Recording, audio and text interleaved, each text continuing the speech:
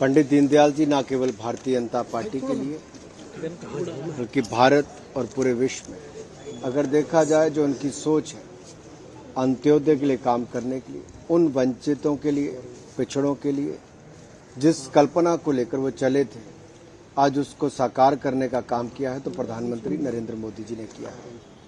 और प्रधानमंत्री नरेंद्र मोदी जी ने पहले दिन ही कहा था, मेरी सरकार पिछड़ों, वंचितों के लिए काम करेगी और उन सब के लिए। और अगर आप पिछले 8 वर्षों में देखेंगे तो गरीब के उत्थान के लिए जो काम हुआ है, चाहे रसोई गैस के सिलेंडर से लेकर बैंक खाते से लेकर पानी पहुंचाने की सुविधा से लेकर बिजली घर घर तक पहुंचाना, शौचालय से लेकर पक्का मकान बनाना, यही सोच जिसको लेकर भारतीय जनता पार्टी ने और जनसंघ के समय से, पंडित दीनदयाल उपाध्याय जी के समय से जिसको लेके हम चले, सत्ता में आकर सेवा भावना के साथ काम करने का काम किया है। सच्ची श्रद्धांजलि पंडित दीनदयाल उपाध्याय जी को यही है कि उनके सपने पर, उनकी सोच को लेकर भारतीय जनता पार्टी आगे बढ़ रही है और देश के जो अंत्योदय वर्ग है उसके उत्थान और विकास के लिए लगातार काम कर रही है। सर, पंडित दीनदयाल उपाध्याय जी का जन्म जयंती मना रहे, पूरा देश ऑब्जर्व कर रहे हैं उसको। आपने देश की एकता की आपने बात की, लेकिन दूसरी तरफ कुछ नेता हैं जो ये कह रहे हैं कि प्रो पाक स्लोगन्स रेज करना भी एक मार्क ऑफ प्रोटेस्ट है, इसको जस्टिफाई करें। डिफेंस आरजेडी नेता शिवानंद तिवारी ने कहा है, शिवानंद जी ने, कि पाकिस्तान जिंदाबाद के नारे लगाना एक प्रोटेस्ट करने का इजहार, एक मार्क ऑफ प्रोटेस्ट तरीका है। बिहार में जब से सत्ता परिवर्तन भी हुआ तब से जंगल राज तो वापस आया ही है। जो रही सही कसर थी वो कुछ ऐसे बयानों से भी पूरी हो जाती है जो देश के अंदर बैठकर भी देश विरोधी ताकतों के पक्ष में नारे लगाने का काम करते हैं। इससे बड़ा दुर्भाग्य क्या होगा। इनके खिलाफ तो जो कड़ी से कड़ी कार्रवाई हो वो भी करनी चाहिए और उनको पूरे देश से माफी भी मांगनी चाहिए।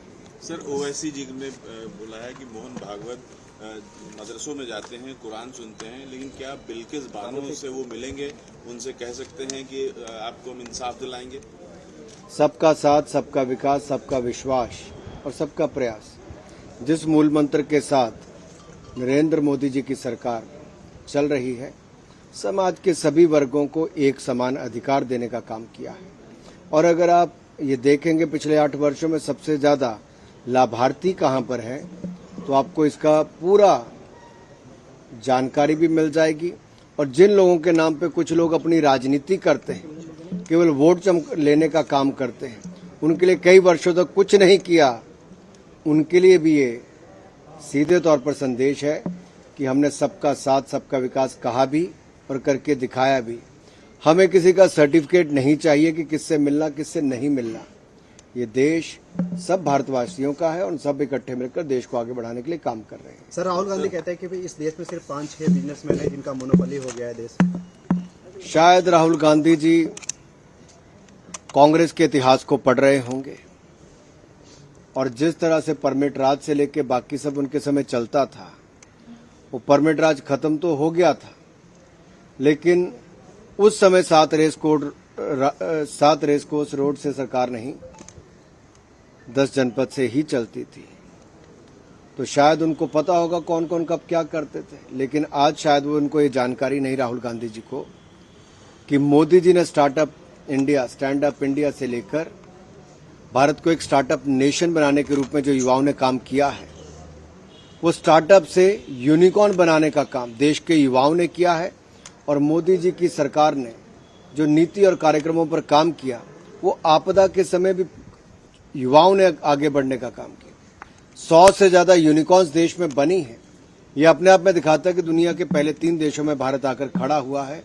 राहुल गांधी जी न जाने कौन सी 5 कंपनियों पर नजर गड़ाए बैठे हैं। देश बहुत आगे बढ़ रहा है।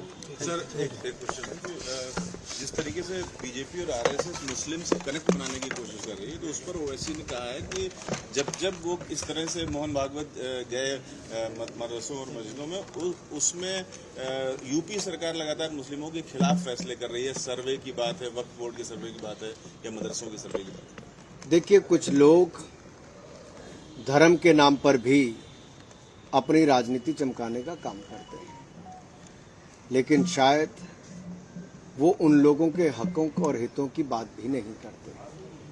मुस्लिम बहनों को ट्रिपल तलाक से निजात दिलाई तो नरेंद्र मोदी जी की सरकार ने दिलाई। दुनिया भर के देशों में, इस्लामिक देशों में भी ट्रिपल तलाक से निजात कई दशकों पहले हो गई थी, लेकिन भारत में कुछ लोगों ने वोट बैंक की राजनीति के चलते मुस्लिम बहनों को ट्रिपल तलाक से न निजात दिलाई, न उन्होंने कानून में कोई परिवर्तन किया, न उस और कोई ठोस कदम उठाए।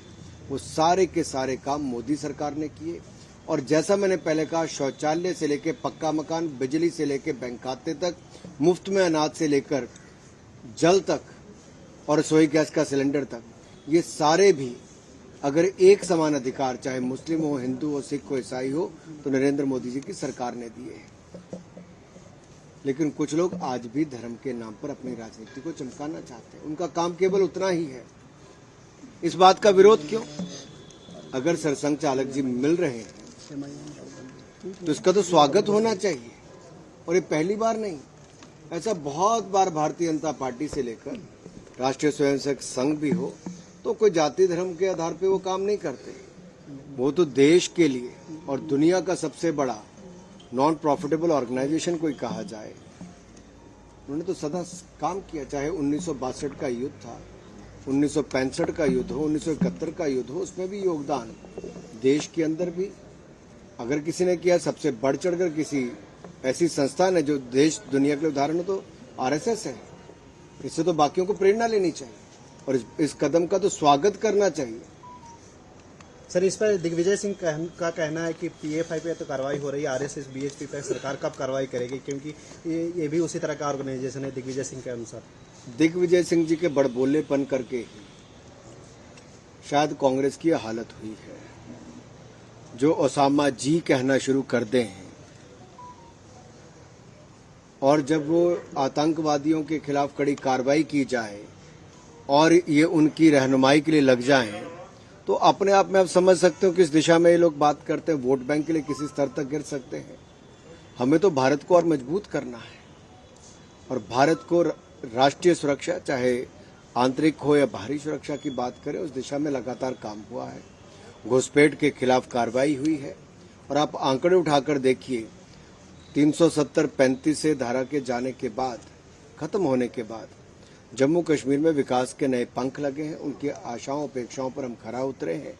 घुसपैठ के खिलाफ भी कार्रवाई हुई है और ज्यादा से ज्यादा आतंकवादियों को मारकर गिराया भी गया है और ये कार्रवाई लगातार एमएचए कर रही है। नॉर्थ ईस्ट की हम बात करें, किस तरह से जो ग्रुप कांग्रेस की सरकारों में लगातार पनप रहे थे, नॉर्थ ईस्ट की जो बेहाली थी, केवल लुक ईस्ट की बात करते थे, कभी एक्ट ईस्ट पर काम नहीं करते थे। ये मोदी जी की सरकार आई जिससे आप पूरे नॉर्थ ईस्ट में देखिए कितना बड़ा बदलाव आया है। रेल से लेके, सड़क से लेके हवाई पट्टियां बनाने का काम हुआ है। जो 40-40 वर्षों तक पुल नहीं बने थे वो भी बनाने का काम हुआ है। एक ओर से पूर्वोत्तर की ओर जो विकास की नई उम्मीद जगी है, जिस पे काम हुआ नरेंद्र मोदी जी की सरकार में हुआ। तो ये लोग तो जो पहले की राजनीति करते आए, ये भारत जोड़ो तो नाम की यात्रा है, ये तोड़ने में कसर कोई नहीं छोड़ते जिस तरह के बयान देते हैं।